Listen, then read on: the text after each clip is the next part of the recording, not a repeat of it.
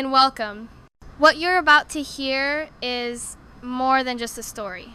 This is Neon Nights, Volume 1, written by someone incredibly close to my heart, a dear friend who walked through fire, through grief, through darkness most people never survive, and still chose to create. Arwin didn't write this from imagination alone. He wrote it from wounds, from truth, from nights where the world felt colder than neon, and days where the gods themselves felt silent. He carried this pain, he lived it, and then turned it into something breathtaking. This story isn't just fiction. It's a heartbeat. It's a confession. It's a testament to a soul that refused to disappear, even when everything tried to break him.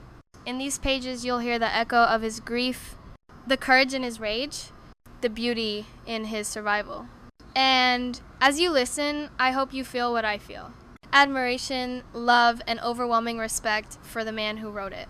So, settle in, let the neon drown out the world for a while, and allow yourself to step into the universe Arwin built from the ashes of everything he's lost.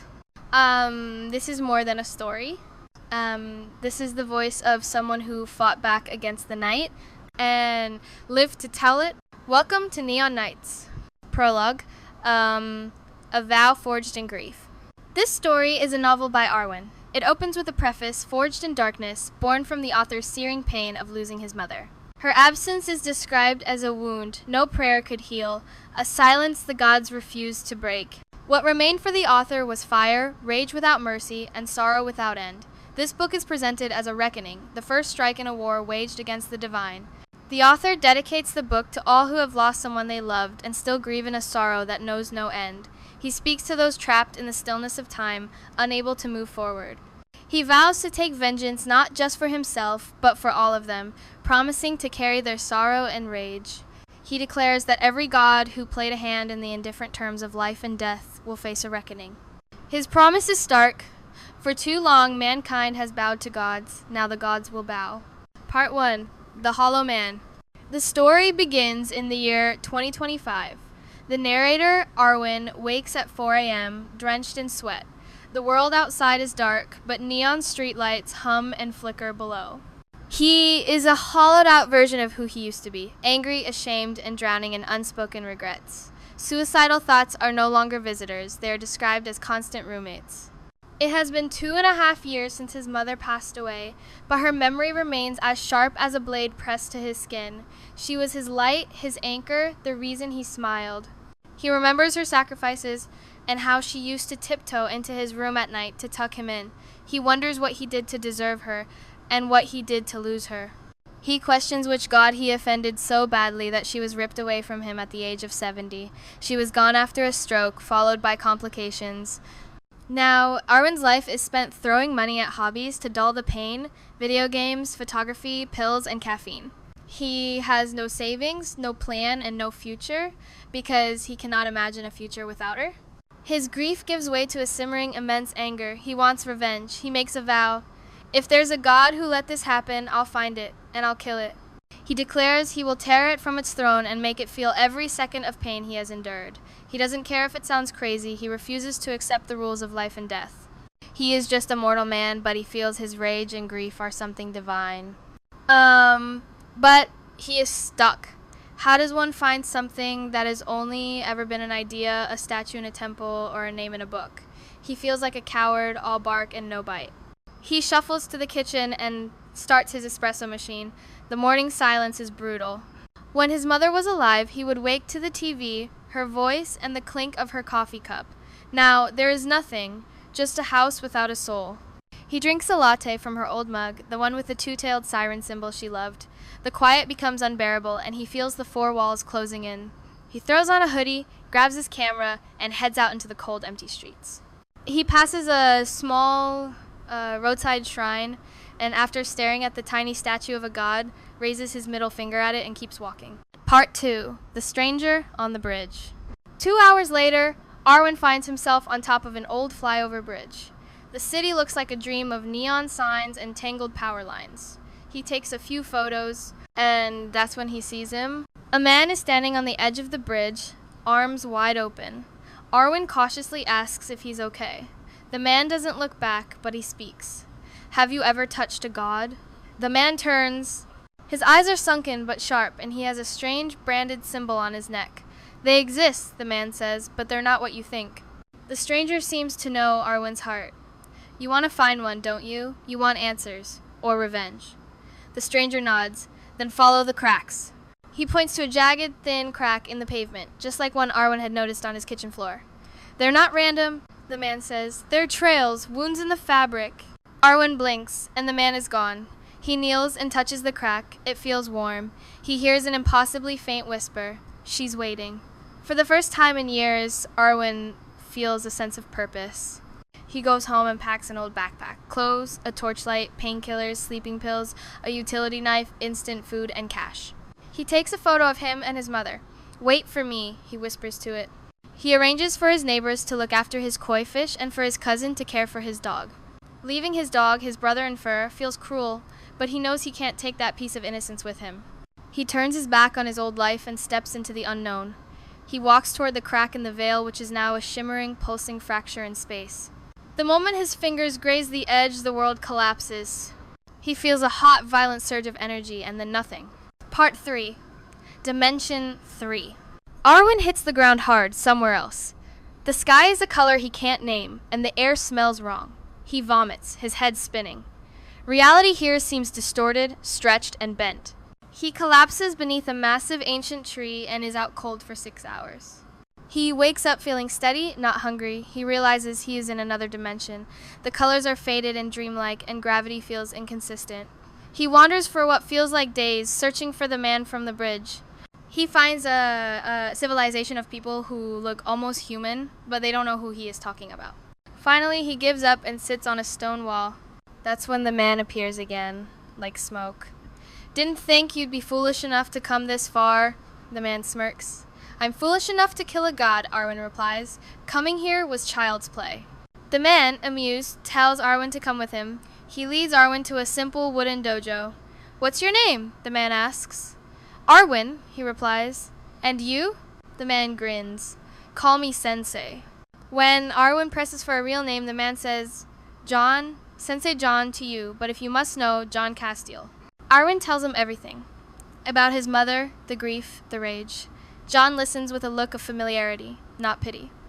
Arwin asks what this place is. John explains, this is the space between a realm neither of gods nor of men. It is not the afterlife.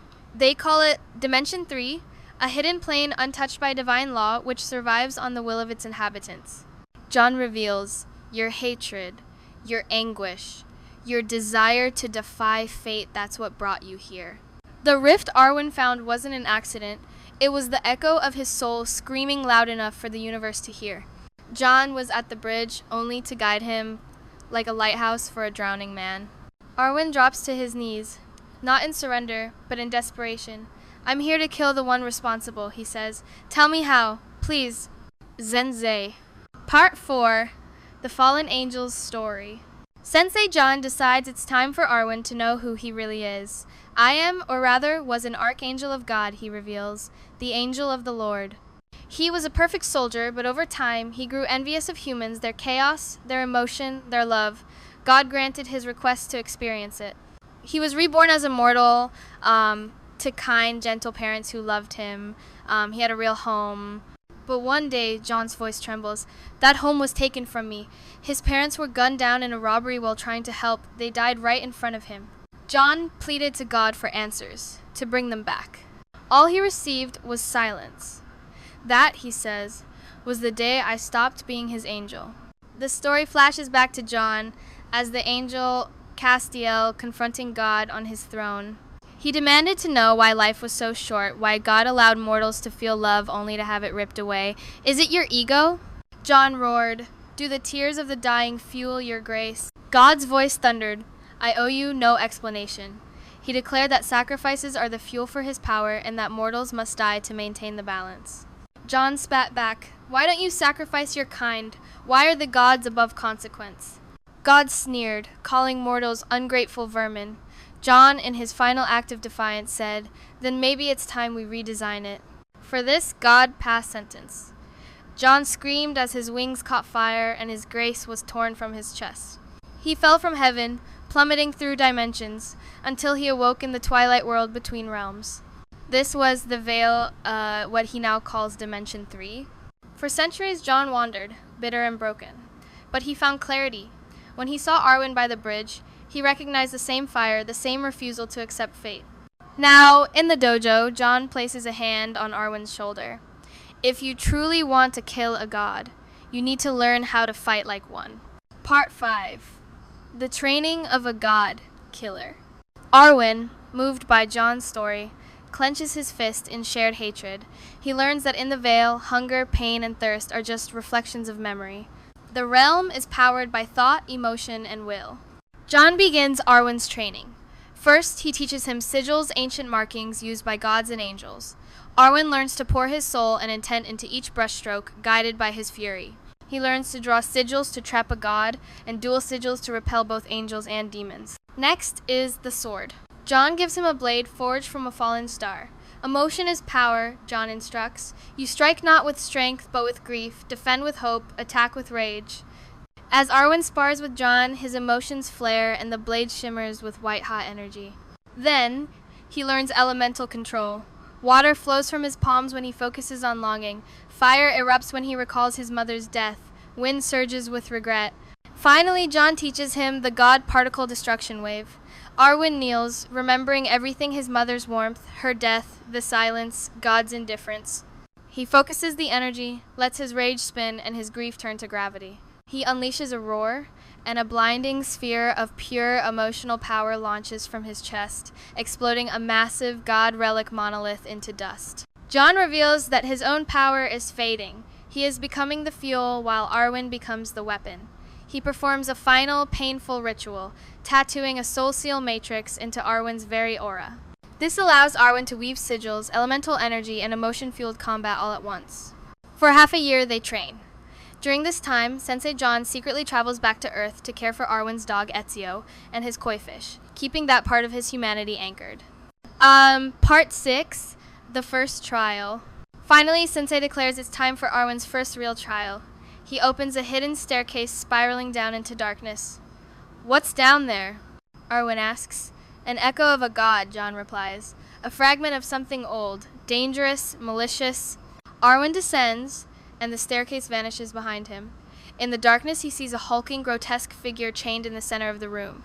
It has the twisted, half-burnt face of a monkey and 6 eyes. It wields a massive, double-edged axe. The chains explode, and the beast charges. Arwin dodges, but the creature is too fast and strong. It backhands him, cracking his ribs. It shatters his sword and lifts him by the throat. As he's being crushed, Arwin sees his mother's face in his mind. Something inside him snaps. His veins light up with God particle energy. Berserk mode initiated. He breaks the beast's wrist, punches straight into its chest, and summons a new elemental blade of molten fury.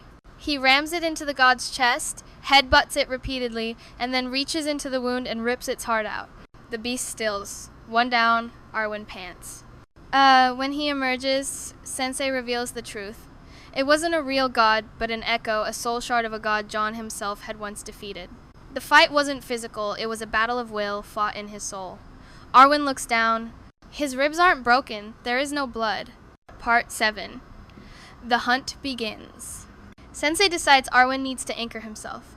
They return to Earth. Arwin is reunited with his dog Ezio and his fish.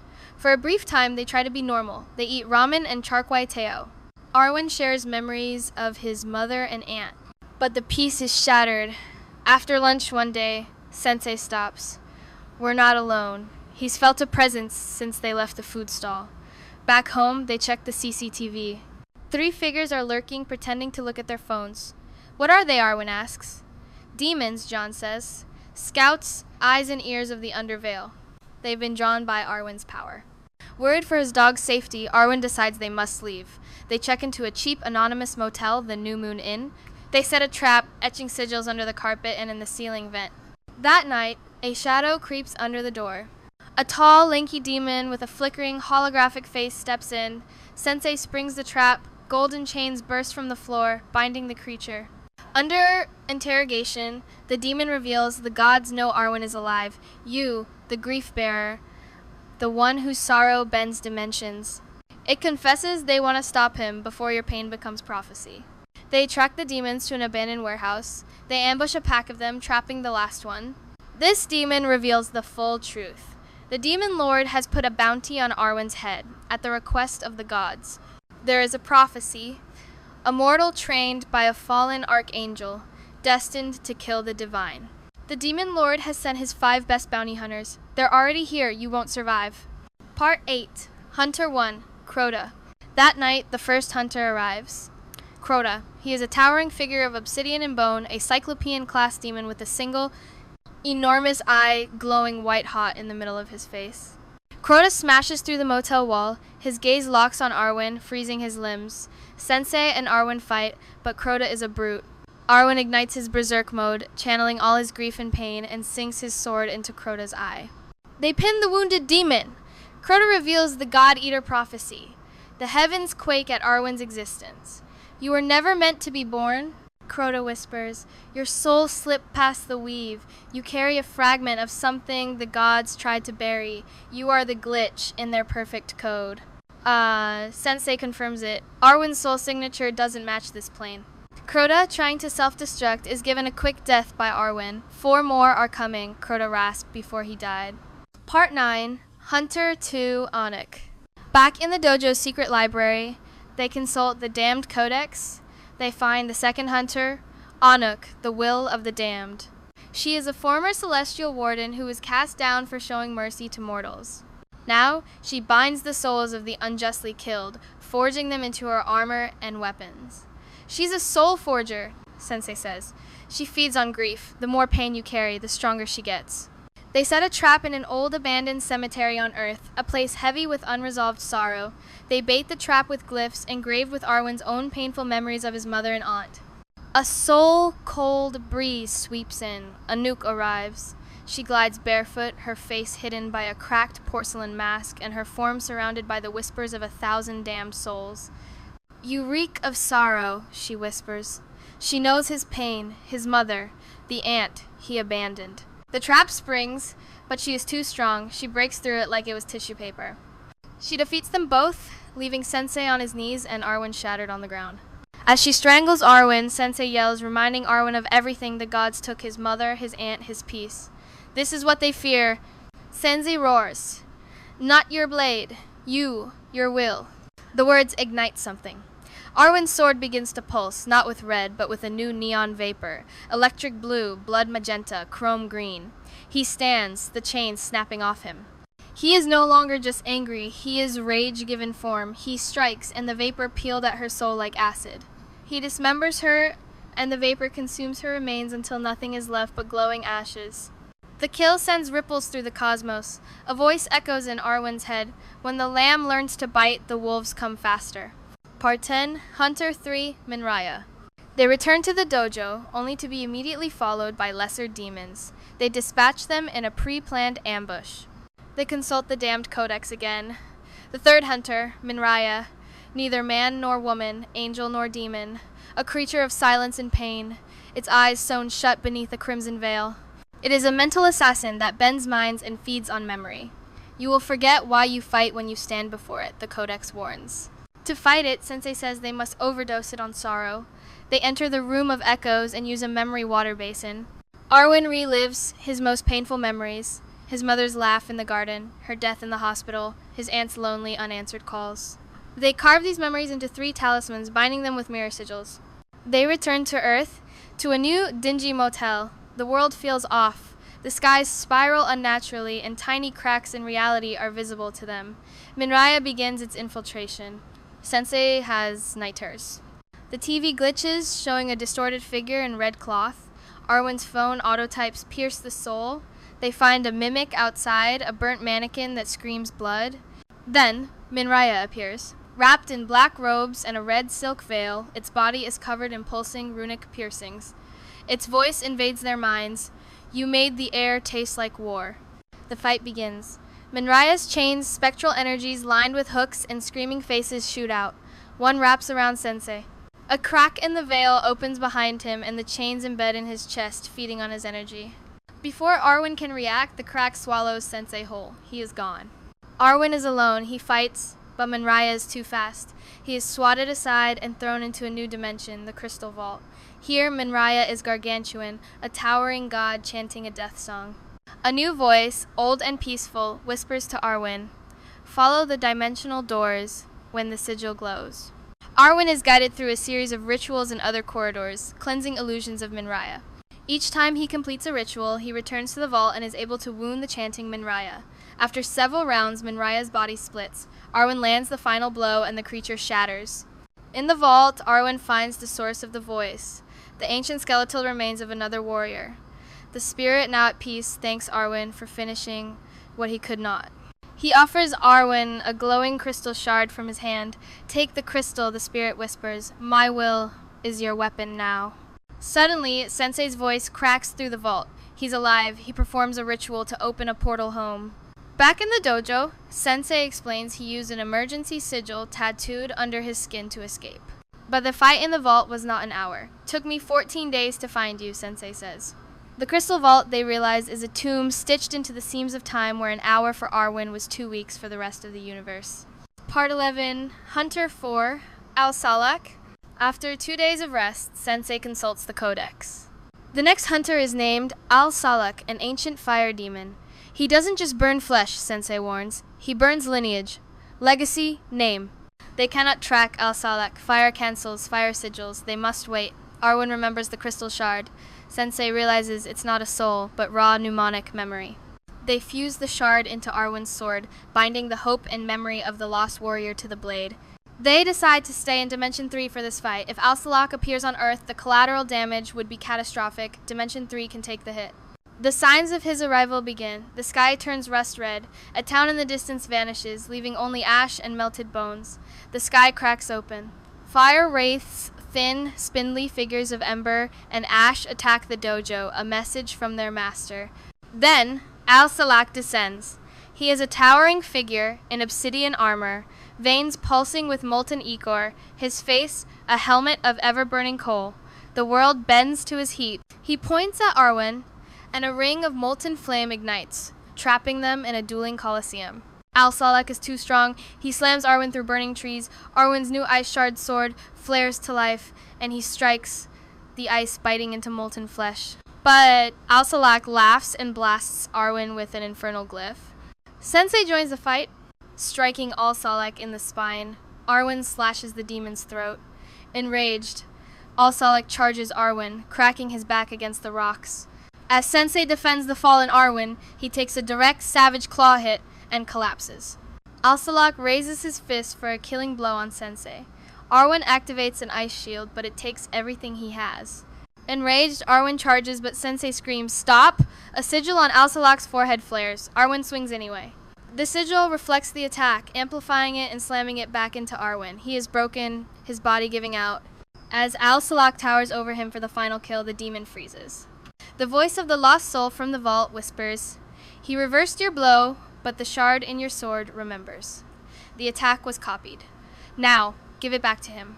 With his last ounce of will, Arwin summons the shard's power. The sword moves on its own, rises, and shoots forward, shattering the sigil on Al-Salak's head. The demon's defenses crumble. Arwin stands, broken but alive, and drives his blade straight through the demon's chest. Al-Salak collapses into ashes. "Told you not to attack, dumbass," Sensei coughs. Arwin laughs, then passes out. Part 12, An Epilogue of Burgers. Arwin wakes in the dojo 2 days later.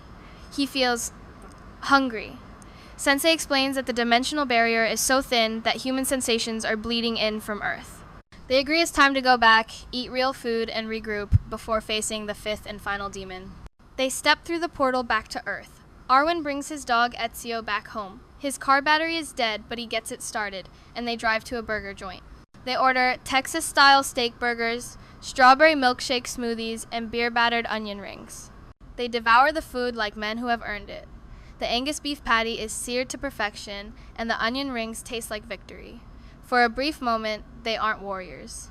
They are just 2 tired men sharing a laugh over a good meal. The bill is heavy, but worth every damn cent. The book ends with an author's note explaining that Neon Nights was an act of exorcism. When his mother passed, his prayers were ignored, leaving him with a rage he channeled into this story.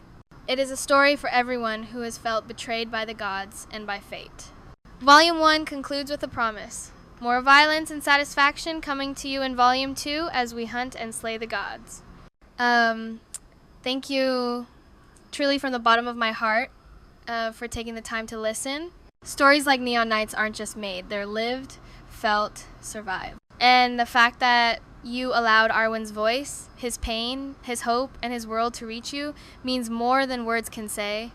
If this summary touched you, if even a single moment made you feel something, then I invite you to dive deeper and experience the full unsummarized audiobook. There, every emotion, every scar, every neon-lit heartbeat is told exactly the way it was meant to be. Your support, your presence, your willingness to listen, it matters. It keeps voices like Arwin's alive. It turns pain into purpose and stories into connection. So, thank you again for being here, for listening. I am buried